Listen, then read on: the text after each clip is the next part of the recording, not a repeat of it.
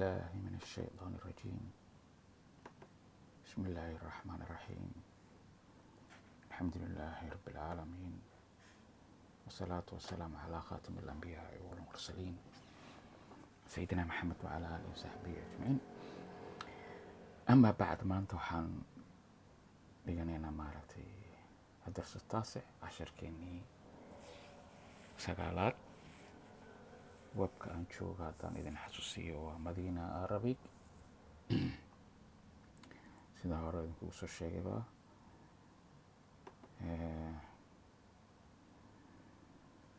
waa ka hadda Facebookna waxaa weeye groupkii tafsiirka qur-aanka oo layga xiray, mid kalan furtay oo hadda zero aan kasoo bilaabay.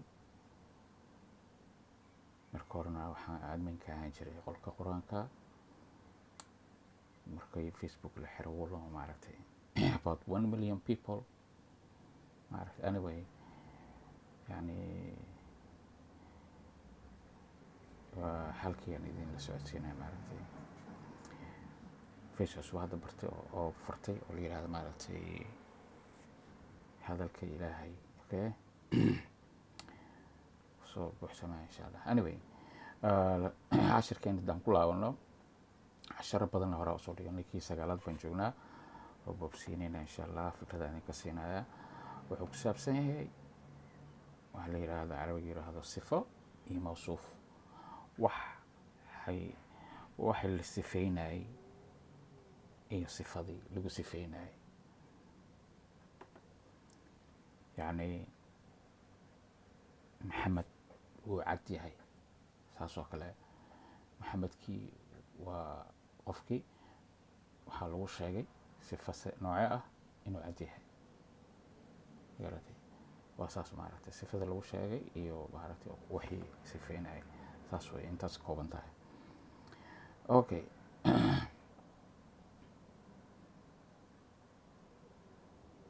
guddaan guda galna qolonka ingiriiska qaan ingiriis meesha ugu qoran tahay, laakiin carabiga xoog saaran insha Allah. waladun waa wiil sagiirun yar. yaa yar? wiilka la sifeeyey, sifadiina waa sagiir, inuu yar yahay baa lagu sifeeyey.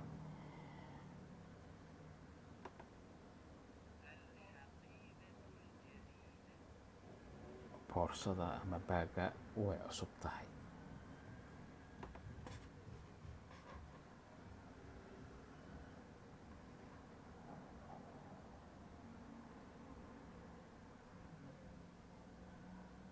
alkan iyo inaysan wadan macrifo iyo nakira la kala dhahaa, mid la yaqaano iyo mid aan la aqoonin. hore oo soo dhiganay. hadda casharkeena wuxuu ku saabsan yahay sifo iyo mawsuuf.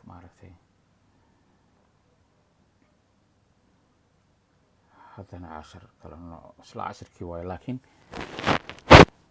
qayb kale oo ka duwan sifadii buu galay. waxa la yiraahdo الاسم الموصول.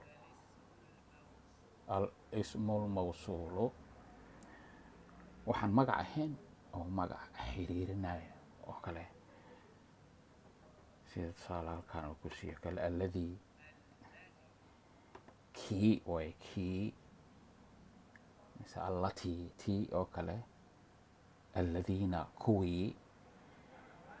waa saas inaan intaas kaliya ku koobayo, oo mise waxaan ku fikiraya inaan ism mawsuulka more fikrad idinka sii fikrad ziyaado ah. youtube-ka qof sharaxaysaan la xiriirina si loo soo baxaysaa, way soo baxaysaa. gabadhana si fiican noogu sharaxayso si ismul mawsuulka waxaan magac ahayn. mawsuulkan maxaa waay inaa istirahdeen kii xiriirinaya waa hadda iyada fikrad in siinayso. carabigana ilaa fahamtaan isku dayana waa tacliiqa ku sameynaya, amin waa tilmaamaya Soomaaliya.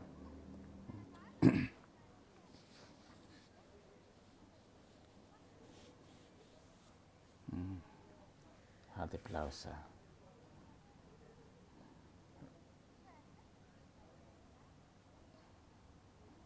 waxaan arkay gabadh allatii tii waay. marka alladii kii aladiina kuwii allatii wax ma fahamtay bay ku tiri macnaha ma garatay maya allatii alladii waxay u baahan tahay saa u fahamtid jumlada u baahan sentence in la geliyo waxaan arkay gabadhii cayaaraysay kurada banooniga ama kubadda ninkii dadaalaya waa ninkii daraasadiisa akhrisanayay ama raacanayay kuwa wax akrinayay waa kuwii qur-aanka akrinayay marka markii jumlada lagu daray ee caddaatay marka magacyadan waxay xiriirinayaan jumladda markaas darteed waxaan ku magacaabnay al asmaa almawsuula. I think inaa fahamteen asmaa almawsuula maxay tahay ka taxadira mithaalkan oo kala fiiriya allatii talcab alquraa waxaan arkay gabadhii tii cayaaraysay kubadda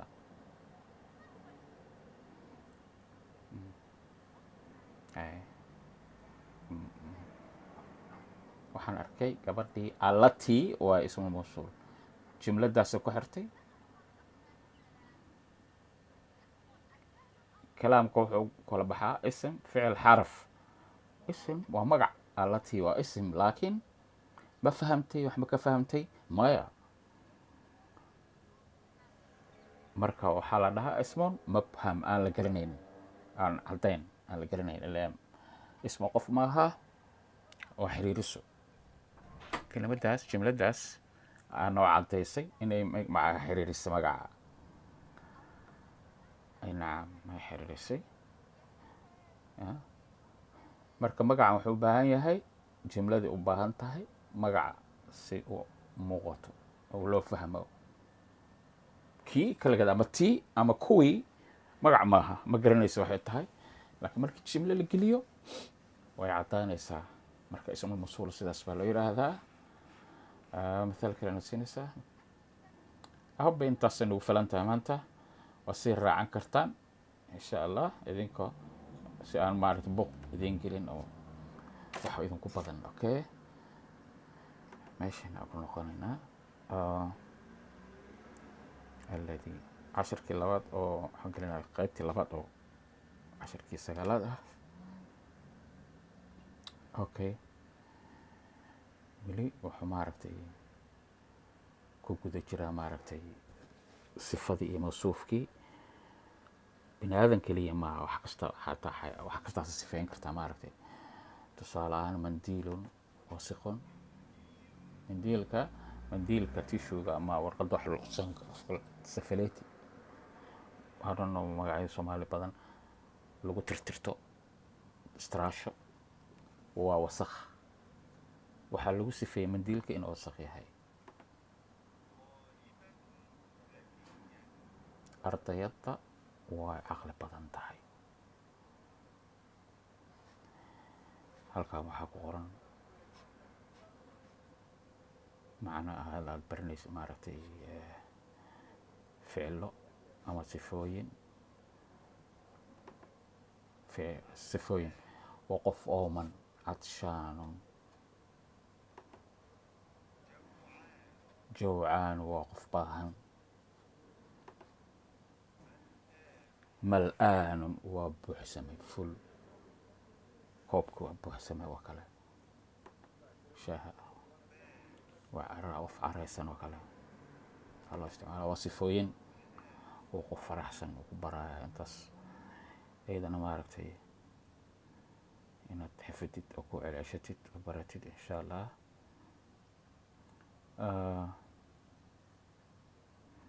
weli sifa mawsuufkiiba ku jiraa carabiyana macnaheedana waa baratay insha allah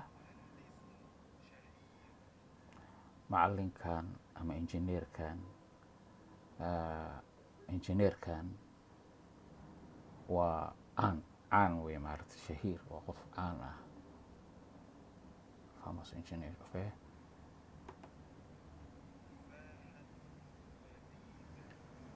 tufaaxa uu mac yahay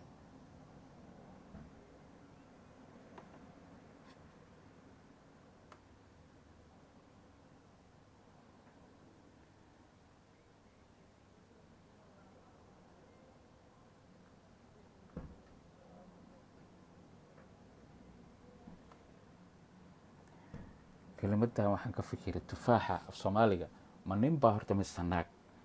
waxaa jiro waxyaalaha qaarkood xataa af carabiga nin iyo naag u isticmaalaa. sida qoraxda iyo bisha horan usoo dhiganay markaan ka hadlaya maaragtay alqamariya ashamsiya. anyway waxaa hadda marka maskaxdeeda kusoo dhacday tufaaxatun. soomaalida tufaaxa I think nin inuu arkaan tufaaxa wuu mac yahay, laakiin carabiga halkan tufaaxatun appleka dumaray u isticmaalaan sidii muuqata ta baa ku taalla. ladiidatun way macdahay waay. marka anaga I think soomaalida nin inay u tahay tufaaxa. that's aniga I believe Firdin waa kusoo dhiiban karteen. luqadii waa maaragtay isdiiday markaasaan dib ugu soo laabtay. okay hore uma soo diyaaran ani justii waa soo dhexgalay. waxaan mar horaan soo dhigtay luqada maaragtay translation waa nooc kale marka luqadaha iskaga ka dhexyaacaan.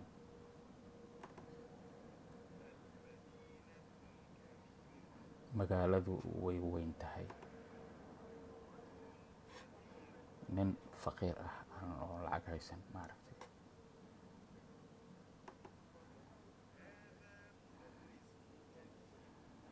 هذا مدرس جديد ومعلم كان ومعلم عصب.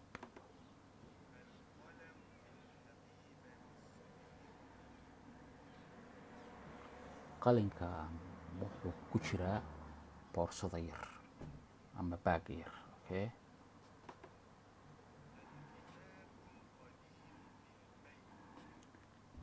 kitaabkii ama kutubkii qadiimka ahaa buug kastaba ha ahaado oo duuga ahaa gurigu yaallaa gurigu jiraa gurigu ku dhex jiraa fil beyti at home oo maaragtay saas oo kale.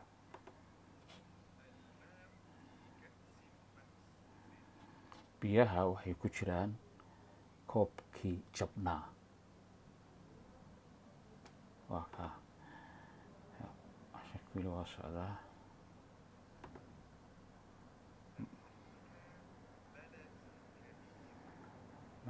أمريكا وأمريكا بلد مدالو كبير وين بلد وين ماركتس صفة موصوف كي بقولك وش هو ذا سأبرتي.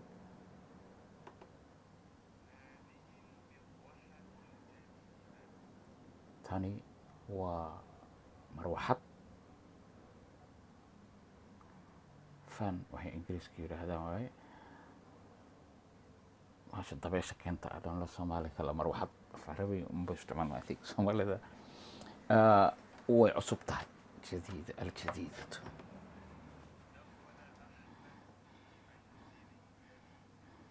أحمد وحو قالي قري وين بو قالي.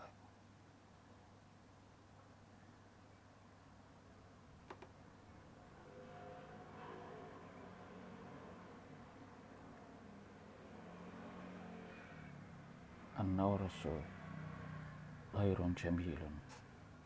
النورس هو حواي معركتي سيقلك واسيرتي كرين كتان وها في صومال الويرادة أرنو مقرتي ونوع شمبرها كبدا وشمبر قروح بدن. اوكي شمبر قروح بدن. جوجل كوا جلين كتاسيق البعض كقريسة أما أن نورس وقصو بحنا مارتو صباحا معناها جديد كده ميسو حوي صفة إيه موصوف وشمبر قروح. اوكي صور كده انتو كيال واتاساو أرنو حسوم هاللغة to be honest. Anyway هذا طريق سلام أخرى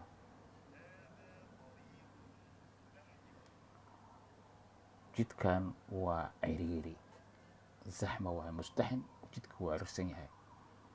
اوكي صفة وموصوف.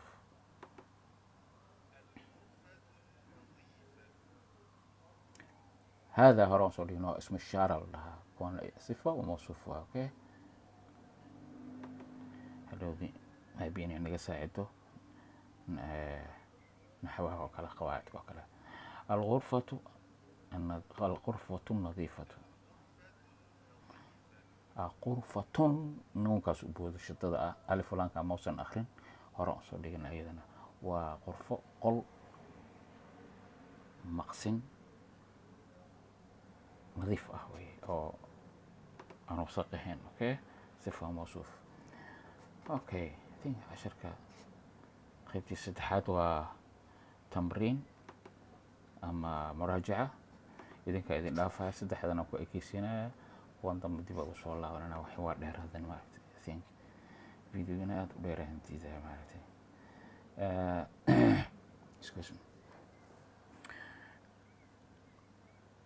waxaa moodaa in halkan qolooyinka ingiriiska loogu talagalo ayadana maaragtay si aad u ogaatid maxaa dhibcahaana wax gelinaysaa maaragtay I am a new teacher waxaan lahay